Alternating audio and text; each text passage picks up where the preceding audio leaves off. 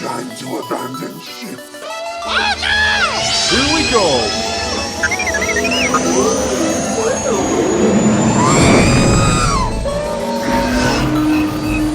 Can I persuade you to join us for a drink? It's a tradition. Here, here. Jar Jar, homie, my main man, quickly. Before the Separatists attack, get into the escape pod. Hey, if this is escape, then we're the pod. Use the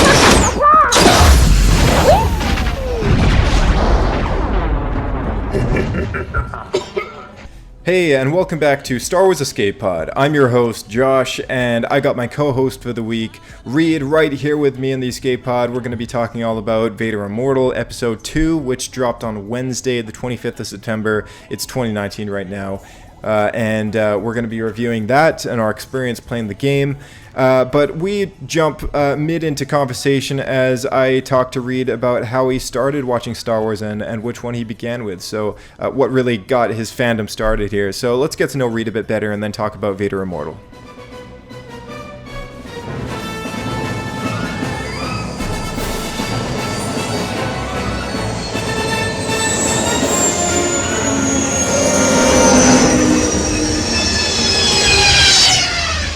Another happy landing.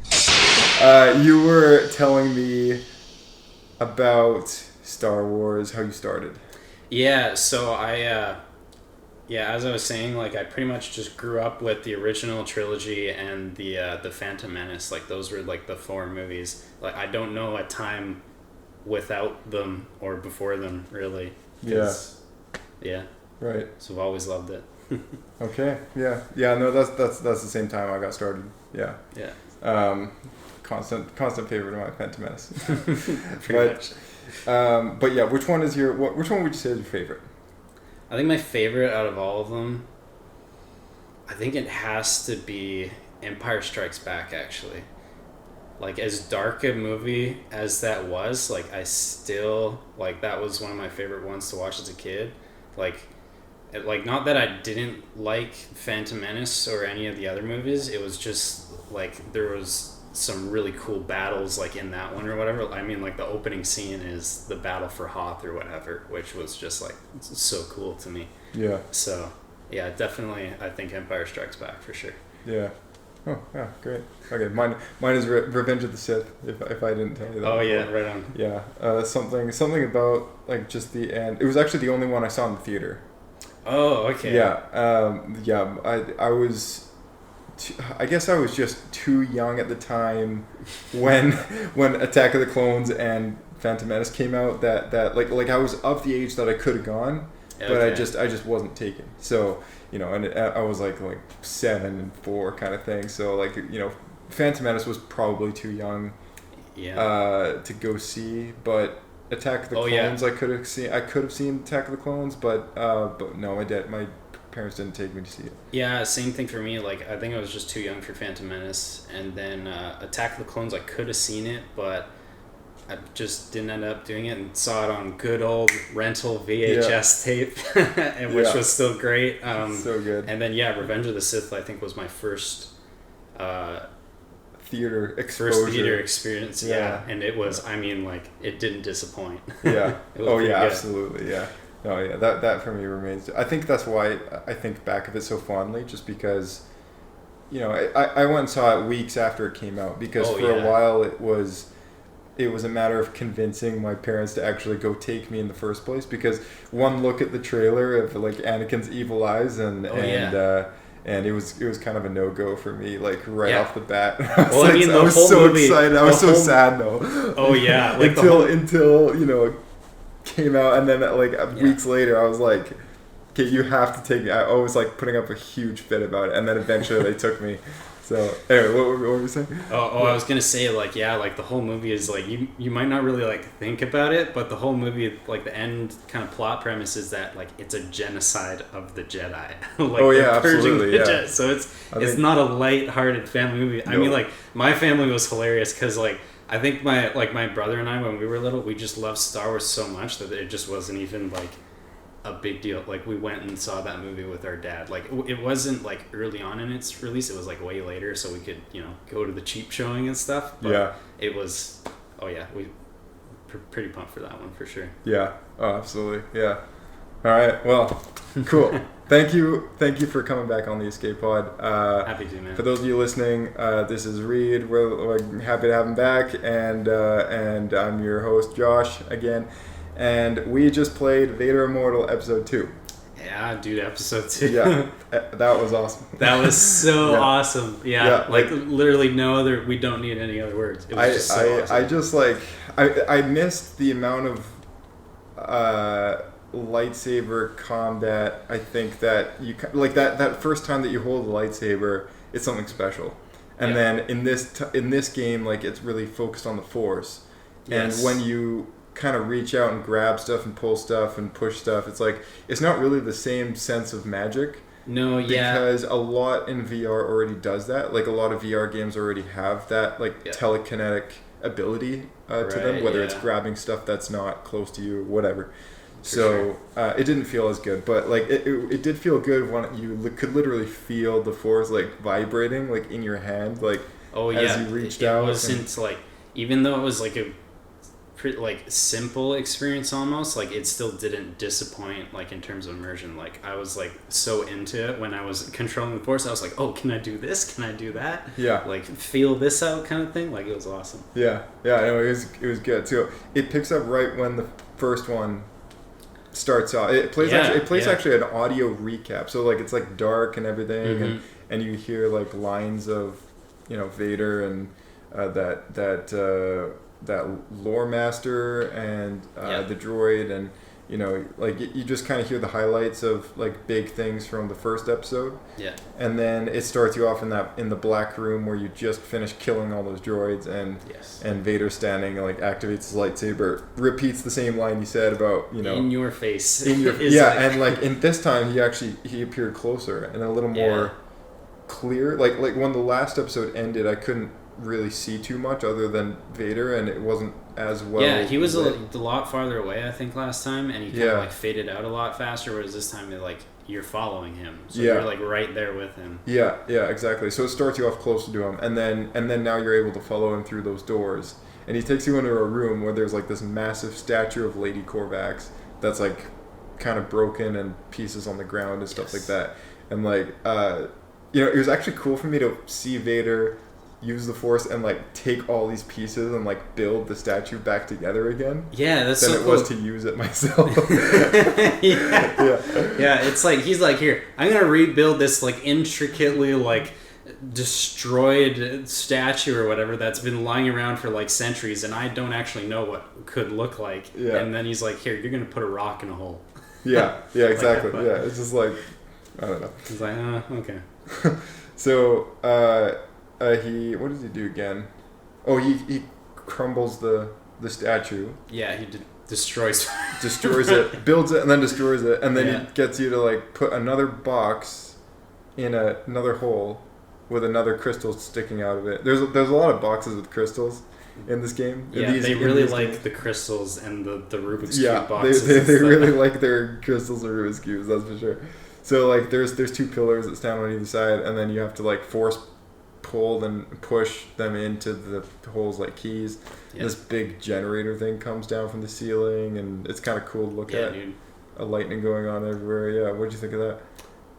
I mean, it was just like really cool. Like again, like it's such a cool experience because it's like it was like in the first episode, right? We had some like really like primitive like control over like certain things happening in our environment. So it wasn't just like, oh, like you walk through a door or whatever. It's like you had to take that tool and like unlock the door and stuff like that, or you had to like mess around with stuff, rip some wires. Like, so this time it was like the same thing. You gotta like take the Force and like move the thing and put it into the one thing, and then like wait for the thing to charge up, and then you have to do the same thing with the other thing. So it's like, it was really cool how it like melded like the use of the Force into your environment. Because the only time I've ever used like the Force really, or the last time I remember from a Star Wars game, was the Force Unleashed, which is literally just like you're destroying everything in your path as quickly as you possibly can. So there's just like not the same level of like intricate like interaction with your environment, kind of, if that makes sense. Yeah,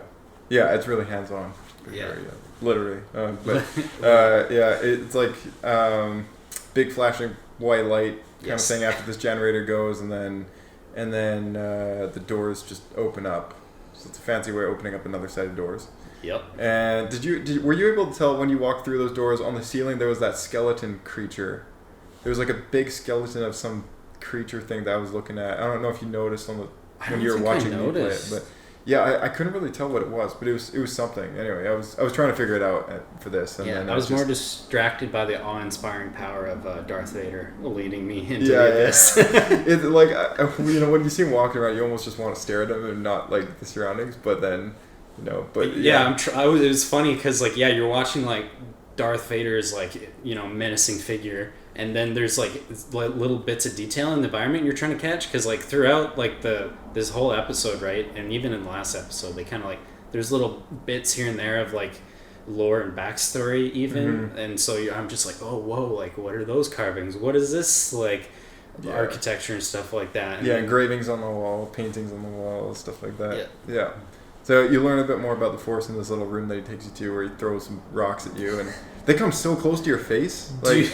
Multiple like the first one he threw at me, it caught me off guard, but I still caught it, and it was like, whoa, like just like 2 feet away from my head. Yeah, man. I swear, would have been a couple times I almost smoked myself in the head with the like controller and the Vive headset sticking out, man, because it was so close. Like I thought for sure at one point I was gonna get smoked by one. I don't think I got hit by a single one.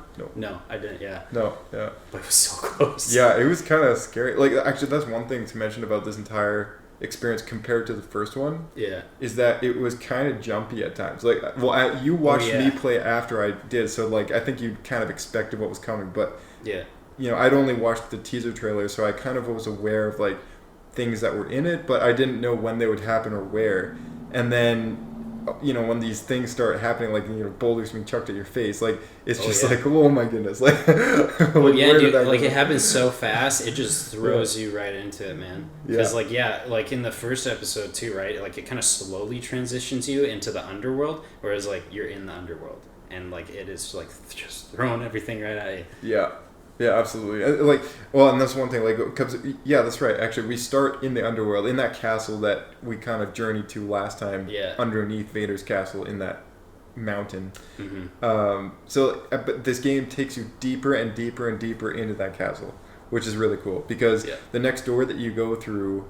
It's like this. What is it again? It's this wall of like boxes or cubes or something that kind of like emulate a face. Yeah, it was like, looked really Matrix-y almost. Like it did, yeah.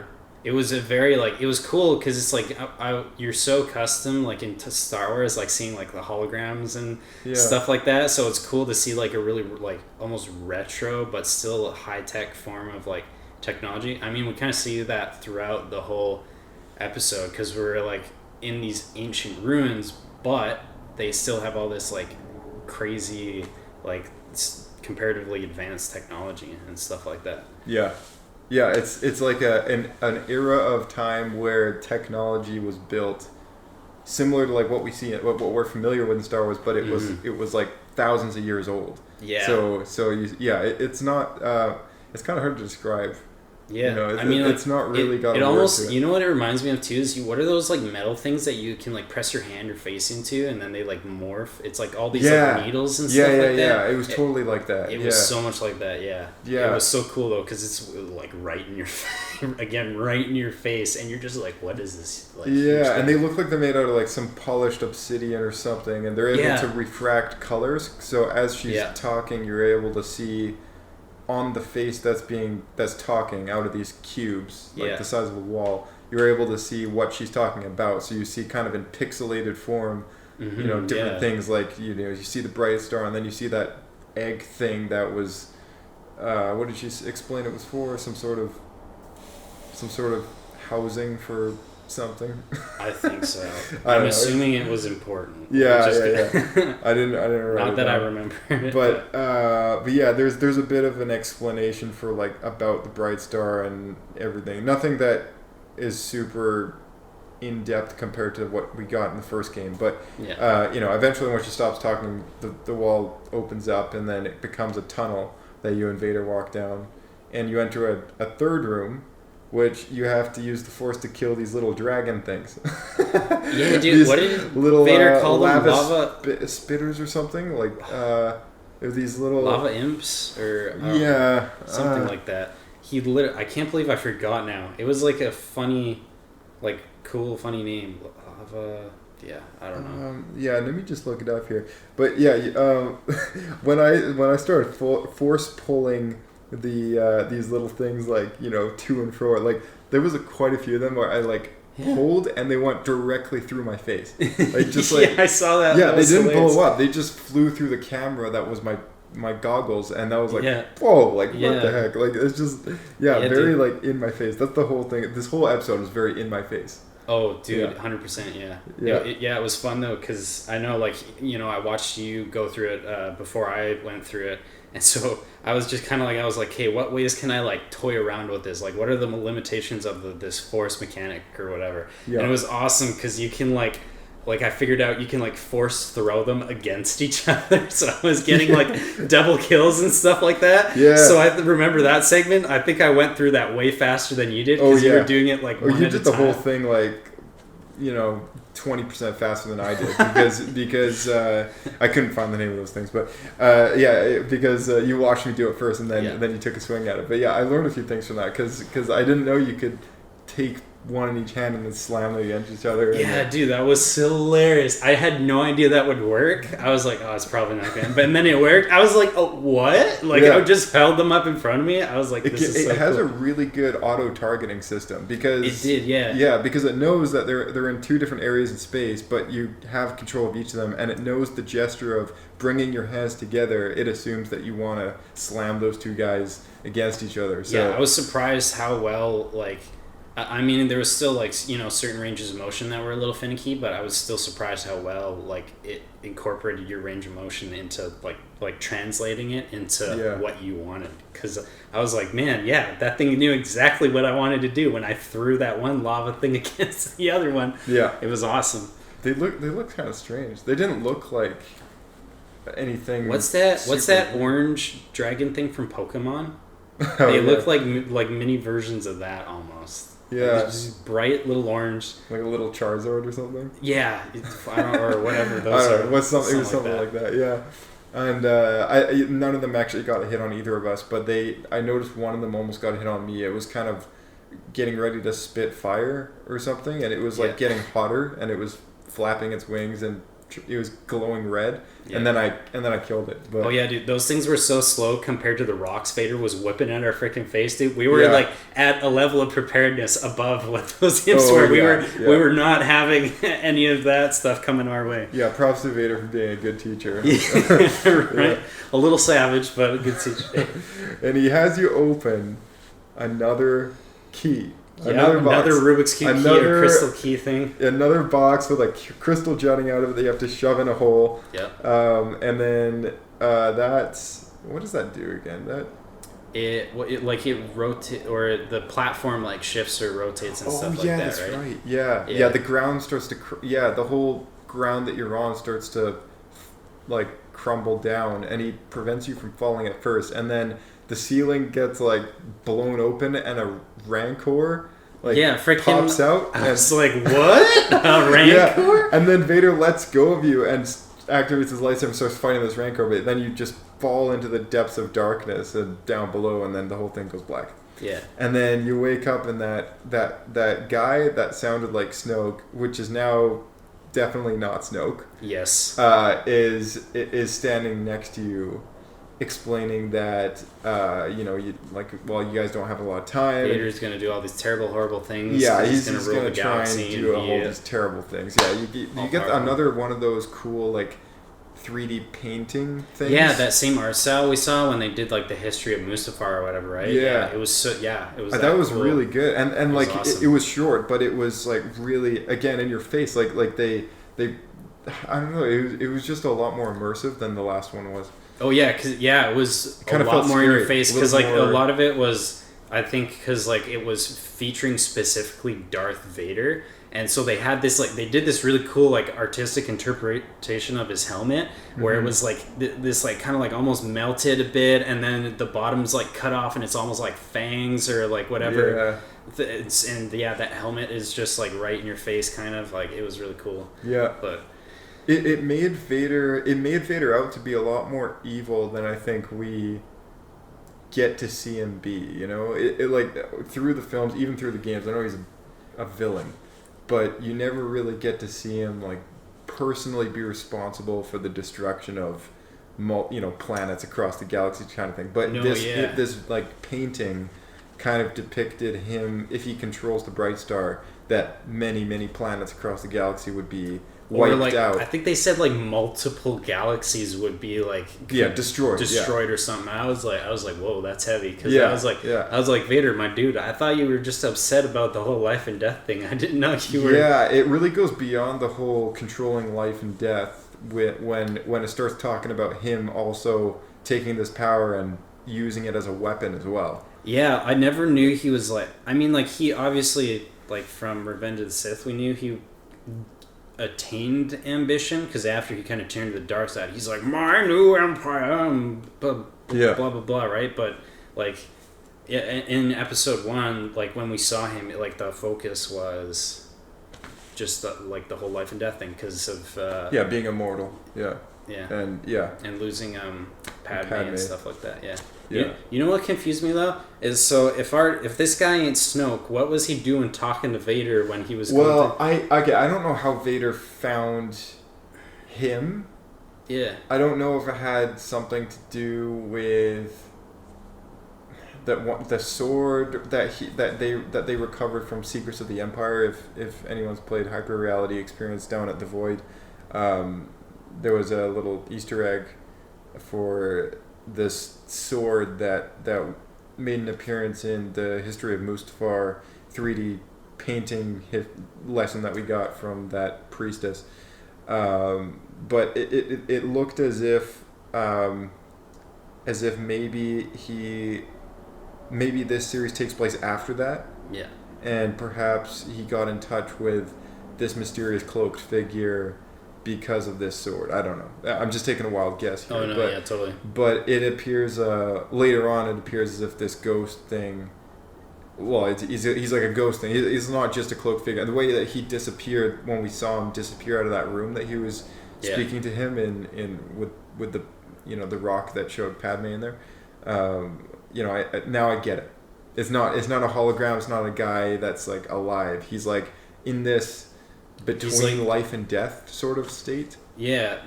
Like, I'm jumping ahead a little here, but he's kind of in this purgatory state. So it's definitely not Snoke. It's another individual who is later on revealed to be Lady Korvax's husband, I guess. Yeah, because I can't remember the details from episode 1, but they told us about how she tried to use the thing to save her. I guess it was her husband. It was her husband that died. Warrior. Yeah, and instead it gave him like this curse. Yeah, it cursed him with like this I guess weird form of immortality, because he said like he's between life and death, and so he's not like creating a physical form or anything like that, because he's only come to us in like whatever apparition or kind of thing like that. So. Well, and this is the first time, as you're at the bottom of this massive hole that you just dropped down, this is the first time you get a really close up look at him. Oh yeah. Like I don't know about you, but I was really trying to peek behind his little fabric. They did such a good job, dude, because it was like this faded veil or whatever over his face, and like you could see like the curves and outlines of kind of his like decrepit like. And it looked like a decaying face. Yes, yeah. It looked like a decaying face of some kind, or it was also comparable to the way the Mustafarians look. I don't know, that's probably a huge insult to the way they look, but.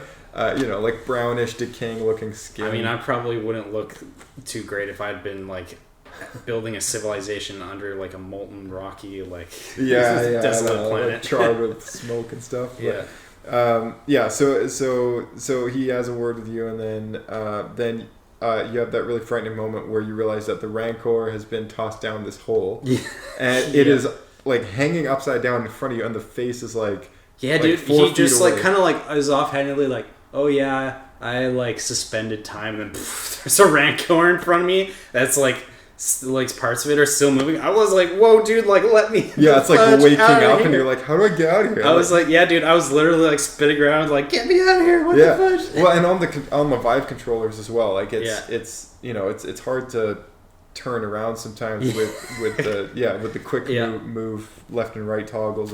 But like I was trying to figure out, and also it's kind of dark in the HTC headset. It's still very dark because it's being emulated. I found that today from a coworker of mine who has an Oculus Quest. Yeah. He said that Vader Immortal for him wasn't actually that dark. He was able to see just fine. So I'm wondering now if it's just a difference in the display in the screen or something. Right. But yeah. So it is kind of difficult to navigate at times in dark environments. But yeah, like that moment where it's like the Rancor in front of you is like waking up. It's got 4 arms, which is weird because most Rancors we've seen so far. Yeah, I was going to ask you that. I've never seen one with like 6 limbs. Like, what the heck is that? Yeah, that's a first that I've seen at least. I didn't even know too. Maybe I'm just like completely ignorant of this, but like, are they native to Mustafar or? I don't think so. I believe. I feel they were native, more or less to Felucia, but I'm not 100% sure on that. Like I think it's in the expanded universe that's actually a thing. And just to get a little off topic here, hold on a second. I have a book here, which is called the Book of Sith, and it talks about the history of a lot of these dark creatures and stuff. Oh, sick! So that's awesome, dude. All right, okay, let's crack this bad boy open. Let's crack the Book of Sith open here. This is a Star Wars Expanded Universe era novel book here. It's like a journal with multiple different sections that came from different eras and all that. But there is a section in here where it talks about Sith sorcery. So none of the stuff is Star Wars canon, just so you know. But but it does give you an idea of where perhaps inspiration came from for a lot of these things, and some of these things in Expanded Universe, like I think I mentioned it on previous episodes, they have used they have recycled a lot of things from Expanded Universe back into canon, like Grand Admiral Thrawn. You know, they took those novels and they cycled his character back into Star Wars Rebels, and you know they've done a few things. But the Rancor, I believe, was one of the characters, or one of the creatures at least, that was featured in this book. Okay, War Beasts. I'm not seeing it yet. You know what? I could be mistaken, and it could be not in here at all.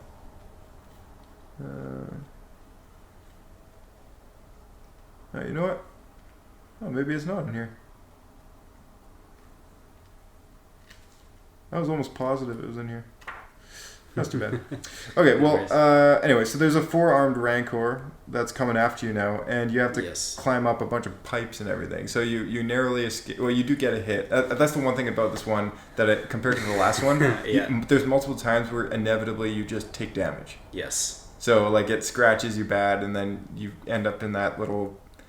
You end up outside that chasm that you've fallen down. Yeah, there's because you're still inside, even though it's like a cave system, it's still like an ancient, like ruined, like structure kind of, and so there's like a wall or barrier you get knocked behind or something like that. Yeah. Thankfully. Yeah, and then I had trouble navigating that part because I didn't know what to do. His arm sticks out of the hole at one point and tries to grab you, and you have to throw these explosives at him. Yes. I didn't realize that there was explosives like attached to the wall that you just like force, shove into the hand, and then it'll go back down the hole or whatever. So there was one of or I think slightly after that part, I think there was a part even I got stumped. Even having watched you go through it, there was still part because I'm still like. Getting attacked by a freaking Rancor, so I'm like a little flustered and trying to get through stuff. I'm like, what do I do? And the music gets more intense, and and everything. It's trying to, But when you finally kind of get to the top of this more complicated looking structure, you have to monkey bar across this.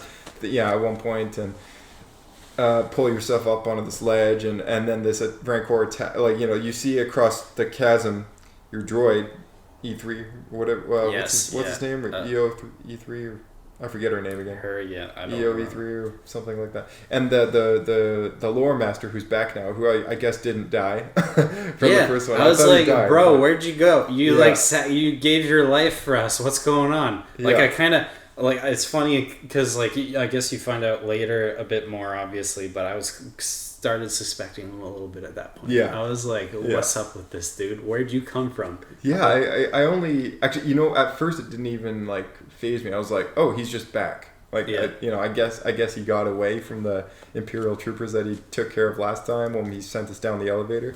That was the last time we saw him, and then we got to the temple. But so they appear across this chasm, and then you have to like climb along this ledge to like get to them. But before you do that, this Rancor pops up out of like the chasm again and tries to, you have to throw some rocks at it to get it. Yeah, man, it was so creepy. Like I was like, dude, yeah. It jumps out at you multiple times throughout this whole thing. Yeah, it was like I did not expect that. Like at one point, like I think when it was jumping out and stuff like that, when I initially saw it kind of like jump out and snatch at things or whatever, I was like, oh, that's not the Rancor. That's some other creature down here because it's moving so fast. But I was like, dude, that's the freaking Rancor. This dude is out to get us. Yeah, death monster. Yeah. So you get to your droid and the lore master, and they take you around the wall into this hallway that goes down, and you face more of those Sentinel droids. But this time you don't have a lightsaber, you only have the Force. Yes. So they kind of wake up in their standing position, and at first you're like, I kind of like looked down to see if there was a lightsaber there, but it wasn't. Like Vader's taken that green lightsaber away. Yeah. And you just have the Force to kind of pull these things apart and shove them all over the place, and again, I had the issue with like Force pulling them and then them going right through my face.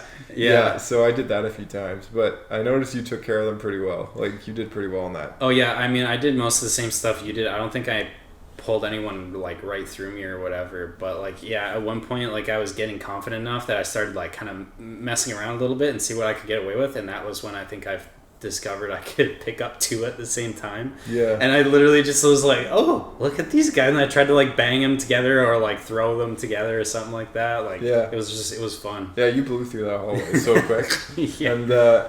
And then they take you into this lift thing, which you crank the lever and it starts going up, and then the doors open and you're on this like big tractor pulley thing that's pulling this platform up, and you enter this room with all these crystals. Yeah, if you didn't think they were already obsessed with crystals in this game, this is like the opening the floodgates. Oh yeah, crystals everywhere, just giant crystals. And I'm thinking like, oh dude, we should come back here and make some withdrawals from this money bank, and like the robots on the same page as you, and the guy's just like, how can you even like think of this? Yeah, exactly. What the heck, man? And similar to the way we've seen them in animated series and the Clone Wars, you do see these crystals in color. So in the live action films, and the way that it's supposed to work is that kyber crystals are clear. They're transparent crystals, I guess. Yeah. And then the blade of the lightsaber is a specific color. The color itself doesn't always emit. The crystal itself always doesn't emit like the color, at least from my understanding. Unless maybe you're in tune with the Force, and then maybe you see the color of the crystals. But all the crystals around the room were all orange, or all green, blue, and purple. Mm-hmm. And they were in clusters and massive ones, and apparently it powers that weapon, or some sort of massive weapon that they were saying it powered something of Lady Korvax'S or something, right? Was that what they were talking about? Okay. Something like that. Yeah. And I thought it had something to do with that big generator thing that opens the doors at the first room, but maybe not. Maybe that was just to open the doors, which I don't know why that was such a complicated process, but whatever. Yeah. But anyway, it's a room of crystals that just takes you through. You don't really do much in there. And then you see some more paintings on the wall as you keep going up on this elevator system. Yeah. And conveniently, as the lore master is talking about more the history of Mustafar, and you don't really hear too much more than you did the first time around. The paintings depict again like the whole downfall of Mustafar, how it Yeah, he burnt talks out about that what is it, like war engine, or I don't know what Yeah, it was. some war engine that and you keep going up, and then you enter that room with all the Sentinel droids. Like when you get to the top, you're like, oh crap! And there's hundreds of those droids that you just fought earlier, and Dude, yeah, it was like. I didn't, that was like, brutal. I think like the closest thing I think I compare it to is just when like Obi-Wan comes out and attack the clones or whatever, and the Kaminoan shows him the clone army before him, and he's just like jaw drops. He's like, bruh.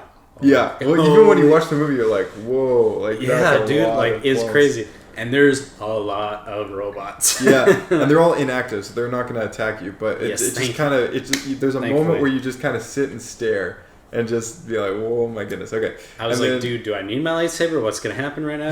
yeah, am I gonna have to force fight all these? Yeah. And then you go through a door that only you can go through, and this is where it kind of gets interesting because you enter the tomb of Lady Korvax's husband. Yes. Who is he's in a coffin, but behind the coffin there's like a crypt. almost like a. It looked like a glass-ishy wall that he kind of there was like a in. gate kind of, and then behind the gate or the glassy wall, and then he like appears, or no, I guess there wasn't glass because remember you pulled the lightsaber through it. Oh yeah, that's right. Yeah, so it was just a hole, I guess, or something. Yeah, so there's just like I think there was kind of like some stone or whatever blocking you, obviously, because you have to like force pull the lightsaber. But there's like whatever. There was something back statue. there. There was like his costume was back there, his outfit or whatever. I think so. It looked like a statue, and it looked like it was just holding his lightsaber. Maybe it did have more stuff. I don't really know. I don't know. It could have been a statue. It was kind of. It was so shadowed very, and like very glistening in the light, almost like very hard to see. Oh yeah. But that guy shows up again, and he says, and it appears he's not working with Vader at all. It appears as if maybe he is Vader's like almost not a slave, but like he's kind of going along with what Vader wants, and perhaps it's under the guise of doing so that you can retrieve the Bright Star for the people of Mustafar again. I don't really know why he was helping Vader in that room with the stone, but he does appear now to be against Vader because he tells you to get his sword, which you force pulled, what he calls a light sword,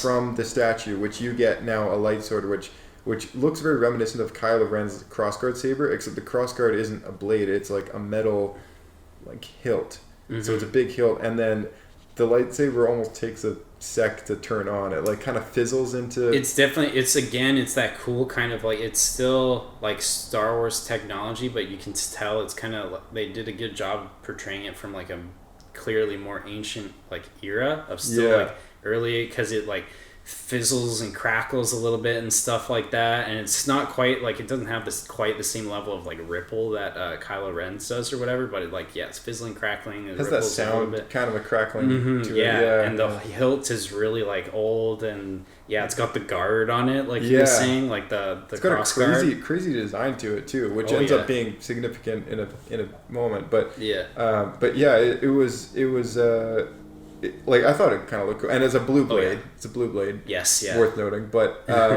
naturally, of course. And he basically tells you with this sword or whatever, you'll like be able to gain access to the Bright Star, which you need to return to the people of Mustafar so that they can,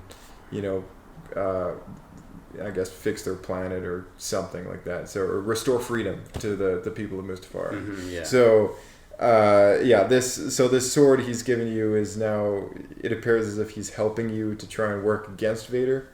And now it's revealed that because he says his sword, it's revealed that this ghosty figure thing is this ghost of Lady Korvax'S husband that's like, trapped between life and death, and he's able to kind of teleport places, and he's wanting you to both fix the curse and return the bright star to the people, kind of thing.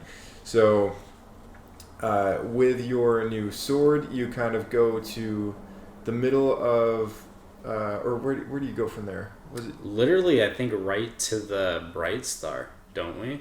I mean, it doesn't give it to us right away. Oh, that's right. Yeah. So you use the hilt and plug it into this another like vault thing in the middle of the room. Yeah.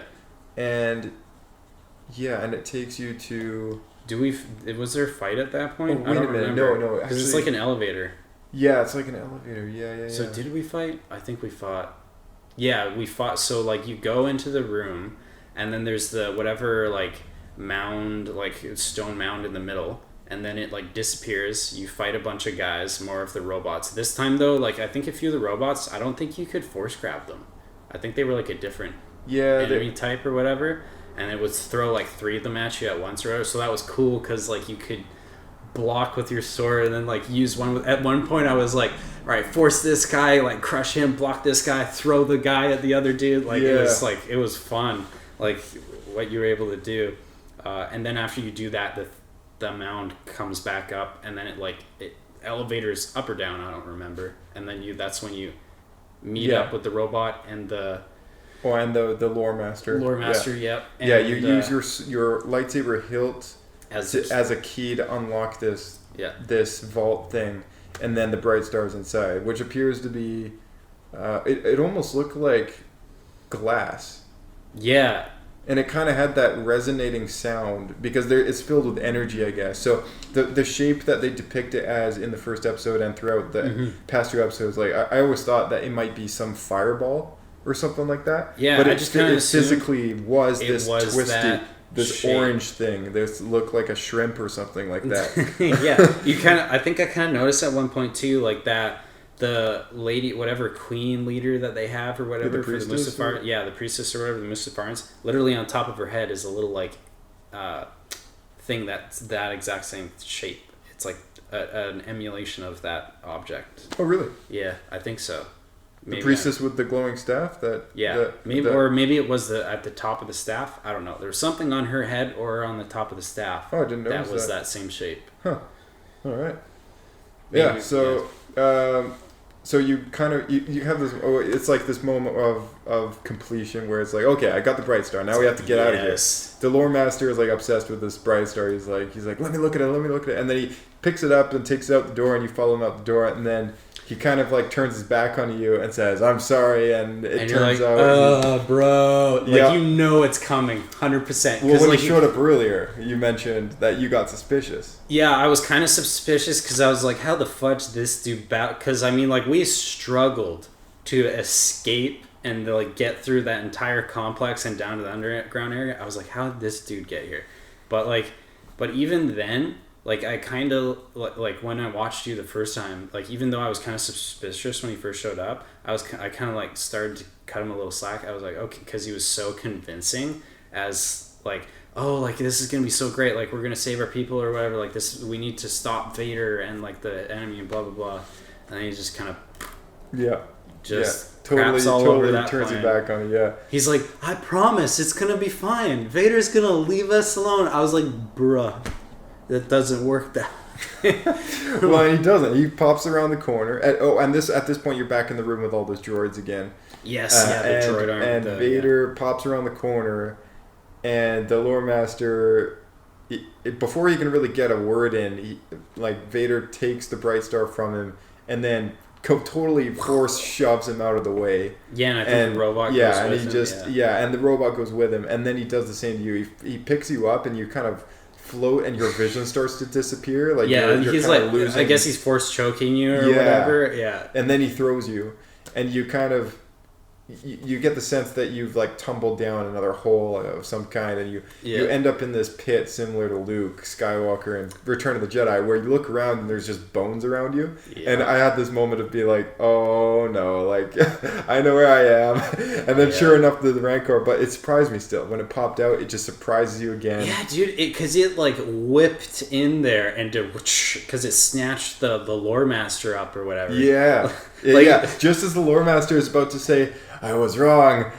We do need to work together to restore, and then this Rancor comes in as he's like giving his apology slash, It was so funny because it's like, because your robot he starts apologizing and your robot is like, nah, dude, like, get out of here. Like, we don't want anything to do with you. Like, you're a jerk. You just betrayed us. And then you're kind of like I'm standing, or like when I was watching you that first time, I was sitting there thinking, I was like, all right, man, is he going to give you like a choice, like what you do with him, or like, do you let him live? Do you let him die? The game just kind of like solves the whole problem for you. Oh yeah, totally. He just eats him. Yeah.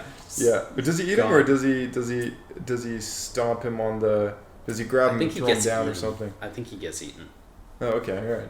I didn't really pay attention to that. I was too. I know that later on, I remember more vividly. There's one that gets eaten. There's one of those guys. Yeah. But it basically grabs your droid, and then you have to try and figure out how to release the droid from his grasp.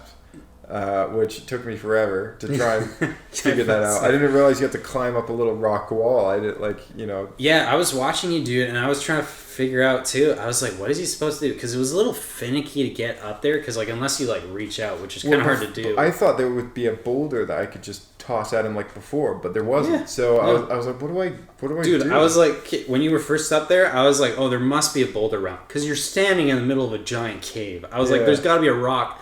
I mean, the dude should be able to grab a rock across the cavern and, I don't know, throw it. I don't know.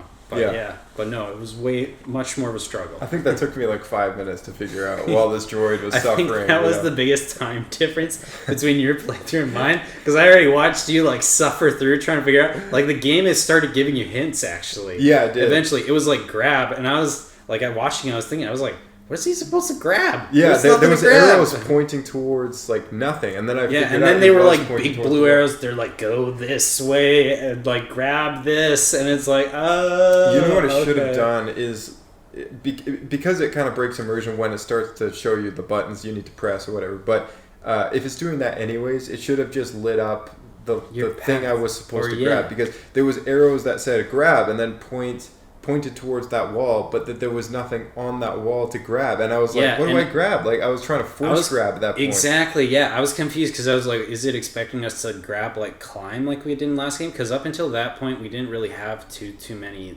sections of climbing or whatever. No, and when there was something to climb, it was either a ladder or very vividly it was pipes. It was bright red. Yeah, red, it was pipes stuff. or something. Yeah, exactly, yeah. And so I was do we forge ground? What do we do? What's going on here? Yeah, but I mean, once you figure it out, it's oh, okay, all right, I got this. So then, and it has you do that one more time after as well. But you have to throw some more rocks at the Rancor, and then it jumps away again, and you follow your droid up onto this upper ledge, which you go through to the last area, and the Rancor pops down, and now you get to kind of use your lightsaber again. Similar to how it did the first time, and you get to prevent him from stepping on you. That was pretty cool, so yeah. Because he reaches to pick him up and just jab him at the bottom. And, that was great. So that made me feel pretty good. I was like, poking the Rancor. Yeah. And then the guards for that priestess show up and start shooting this thing, and you help them take down the Rancor. You throw a big, huge javelin-sized rock thing through it. Yeah, she just whatever rock falls down, and you're like, ooh, I wonder what I'm supposed to do with this giant spear-shaped rock. Yeah, and then there's one conveniently placed right below he's just standing. So when you stab him through the chest with this thing, he just falls right on top of the other one. And it's a very Return of the Jedi moment. It's it's where the gate collapses on them. So it's kind of cool. And then there's this dead Rancor right in front of you. I was like, oh yeah, I just took down a Rancor. Which in the Force Unleashed, that's kind of what you take down a Rancor, right? Don't you take down a Rancor? Oh yeah, in the first one you do. I played more of the second one. In the second one, they take it to a whole nother level. Oh, okay, all right. Yeah, and the first one I think is on Felucia. You take down a Rancor or something. Yeah. But it's oh hey, I just did the exact same thing with a bunch of rocks. Yeah. So good. And the priestess explains that you have to, recover the Bright Star from Vader, and we have to attack the castle. and with everything we got kind of thing. And then the droid's like, okay, well, we don't have an army. And then she says, yes, you do. And then with her glowing staff, she lights up a boulder behind you, which conveniently has like a carving in it of the droid army that you saw twice before now, with with the light sword that, or the lightsaber that Lady Korvax'S husband has now given you. You're, I guess, able to now lead that droid army into battle. I guess maybe Somehow. that sword gives you allegiance to their allegiance or something like that. Yeah. So the second episode ends after she kind of reveals, like, now you have a sword, you have an army of droids, and you have the priestess and her guards behind you if you lead them into battle against Vader and his stormtroopers at the castle. So I guess the third episode and final episode is going to be based around that battle. Yeah. I guess, which could be cool. I don't know how they're going to deal with that large scale battles. Yeah. I'm sure they'll, like, have your, like, a big battle happening, and you're going to be, like, on a, 007 style, like, mission to go do specific stuff or whatever. I would imagine. I'm sure we'll see. Oh, it'd be super cool. It would be super cool to be, like, making your way down the hallways, and then all of a sudden all these stormtroopers come out and you get to slice them up. Like, I'm so excited to use, just like combine, because now we have the Force and the lightsaber, right? Yeah. And so I'm so ready, because like there was only like one or maybe one, like maybe two little like kind of fight sequences or whatever where you got to combine your lightsaber and like the Force against like enemies other than just the Rancor. Mm-hmm. And so I'm so pumped to like do that, like, Force grab a guy, cut a guy up, and block attacks at the same time, and then throw him at another guy, and do stuff like that. Like, it'll be so cool. Yeah, so cool. I'm like super excited to both do that and figure out how they're finishing up the story, because the ending of this story has to end in a way that nothing still happens to Mustafar. Like, Mustafar is not gonna it's not going to turn into this green colorful planet again, because we see it in Rogue One, and which takes place after this VR series does, and it is very much still a burning planet. Like, Vader's castle is still there. Nothing's happened to that. So it makes me wonder how they're going to finish off this epic story that they've been building up so far, because I think my speculation is that I think at some point it's this thing or whatever, like, is going to have to get destroyed.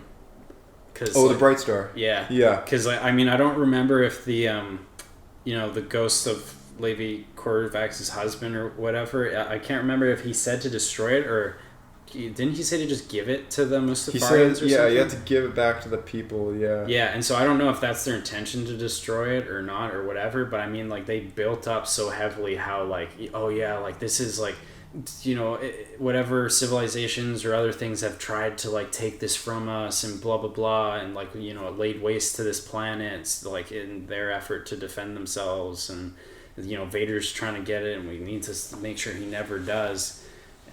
So it's like the thing's gotta go.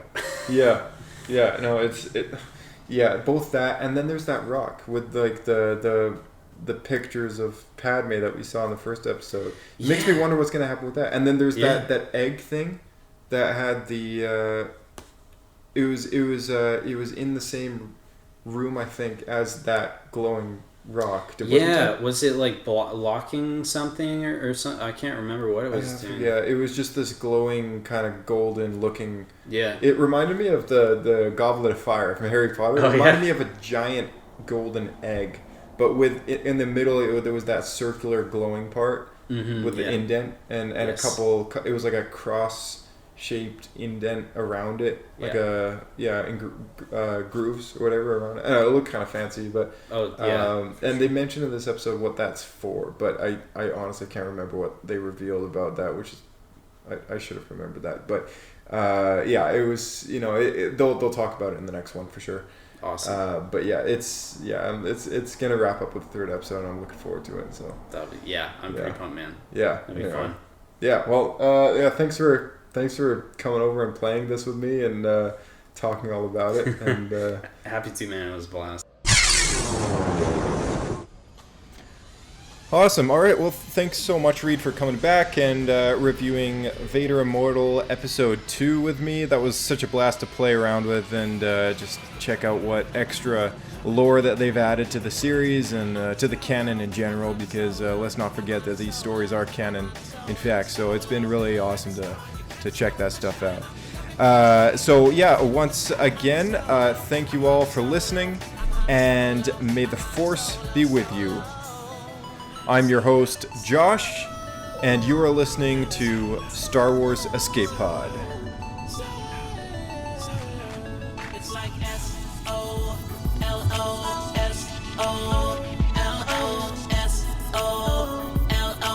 Living my life ain't got stress no more. I'm putting on my shades to cover up my eyes. I'm jumping in my ride. I'm heading out tonight. I'm solo. I'm Han Solo. I'm Han Solo. I'm Han Solo. Solo. Feeling like a star. You can't stop my shine. I'm